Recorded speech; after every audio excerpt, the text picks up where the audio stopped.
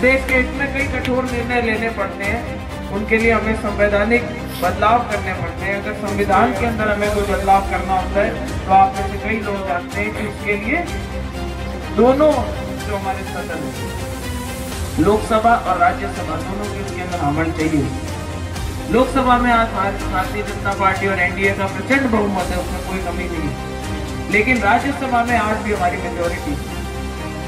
अगर इस बार तीसरी बार एनडीए की सरकार आती है तो शर्तिया ನಾವು ಬಂದಿರೋದೇ ಸಂವಿಧಾನವನ್ನ ಕಿತ್ತು ಬಿಸಾಕೋದಕ್ಕೆ ಇಂಥದ್ದೊಂದು ಮಾತನ್ನ ಬಿಜೆಪಿಯ ಮಾಜಿ ಕೇಂದ್ರ ಸಚಿವ ಬಿಜೆಪಿಯ ಹಾಲಿ ಸಂಸದ ಅನಂತ ಕುಮಾರ್ ಹೆಗ್ಡೆ ಅವರು ಹೇಳಿದ್ದರು.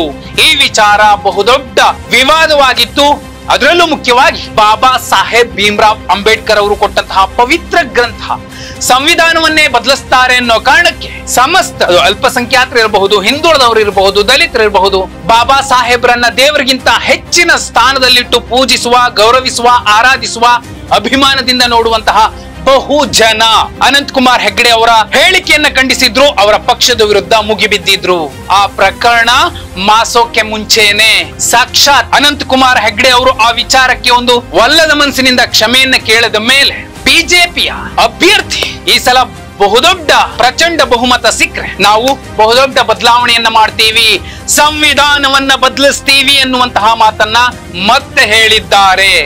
ರಾಜಸ್ಥಾನದ ನಾಗೋರ್ ಲೋಕಸಭಾ ಕ್ಷೇತ್ರದ ಬಿಜೆಪಿಯ ಅಭ್ಯರ್ಥಿ ಜ್ಯೋತಿ ಮಿರ್ಧಾ ಇಂಥದ್ದೊಂದು ಹೇಳಿಕೆಯನ್ನ ಕೊಡೋ ಮೂಲಕ ನಾವು ಬಂದ್ರೆ ಈ ಸಲ ಪ್ರಚಂಡ ಬಹುಮತ ಸಿಕ್ಕರೆ 400 ಸ್ಥಾನಗಳನ್ನ ನಾವು ಗೆದ್ರೆ ಸಂವಿಧಾನವನ್ನ ಬದಲಿಸ್ತೀವಿ, ಬಾಬಾ ಸಾಹೇಬರ ಸಂವಿಧಾನವನ್ನ ತೆಗೆದು ಪಕ್ಕಕ್ಕೆ ಬಿಸಾಕಿ ಅಲ್ಲಿಗೆ ಮನು ಸಂವಿಧಾನವನ್ನ ತರ್ತೀವಿ ಅನ್ನುವಂತಹ ಮುನ್ಸೂಚನೆಯನ್ನ ಕೊಟ್ಟಿದ್ದಾರೆ. ಎಲ್ಲ ಒಂದು ಕಡೆ ಈ ಹೇಳಿಕೆ ಇಡೀ ದೇಶದಲ್ಲಿ ಬಿಜೆಪಿಗೆ ಬಹುದೊಡ್ಡ ಹೊಡೆತ ಕೊಡುತ್ತಾ. ಬಹುಜನರು ಬಾಬಾ ಸಾಹೇಬ್ರನ್ನ ಅಭಿಮಾನಿಸುವಂತವರು ಈ ಹೇಳಿಕೆಯನ್ನ ಯಾವ ರೀತಿ ನೋಡ್ತಾರೆ? ಅವತ್ತು ಅನಂತ್ ಕುಮಾರ್ ಹೆಗ್ಡೆ ಹೇಳಿದಾಗ ಇದೇ ಬಿಜೆಪಿ ಕರೆಸಿ ಸರಿಯಾಗಿ ಬುದ್ಧಿ ಹೇಳಿದ್ದಿದ್ರೆ ಮತ್ತೊಬ್ರು ಕೂಡ ಅದೇ ಧಾಟಿಯಲ್ಲಿ ಮಾತಾಡ್ತಾ ಇರಲಿಲ್ಲ. ಇವತ್ತು ಜ್ಯೋತಿ ಮಿರ್ಧಾ ಸ್ಪಷ್ಟವಾಗಿ ಹೇಳ್ತಿದ್ದಾರೆ, ಅದು ಬಹಿರಂಗ ಸಭೆಯಲ್ಲಿ ಮಾತಾಡ್ತಿದ್ದಾರೆ, ಸಂವಿಧಾನ ಬದಲಿಸ್ತೀವಿ ಸಲ ಅಂತ ಅನ್ನೋದಾದ್ರೆ ಭಾರತೀಯ ಜನತಾ ಪಾರ್ಟಿ ಪ್ರಜಾಪ್ರಭುತ್ವ ವ್ಯವಸ್ಥೆಯನ್ನ ಕಿತ್ತು ಬಿಸಾಕಿ ಬೇರೆ ವ್ಯವಸ್ಥೆಯನ್ನ ತರೋದಕ್ಕೆ ಸಜ್ಜಾಗಿದೆಯಾ? ಬಾಬಾ ಸಾಹೇಬರ ಬಹುಜನರ ದೈವ ಭೀಮ್ರಾವ್ ಅಂಬೇಡ್ಕರ್ ಅವರು ಕೊಟ್ಟಂತಹ ಸಂವಿಧಾನವನ್ನ ತೆಗಿತಾರೆ ಅನ್ನೋದಾದ್ರೆ ಆ ಜನ ಬಹುಜನ ಬಿಜೆಪಿಯ ಪರವಾಗಿ ನಿಲ್ತಾರ?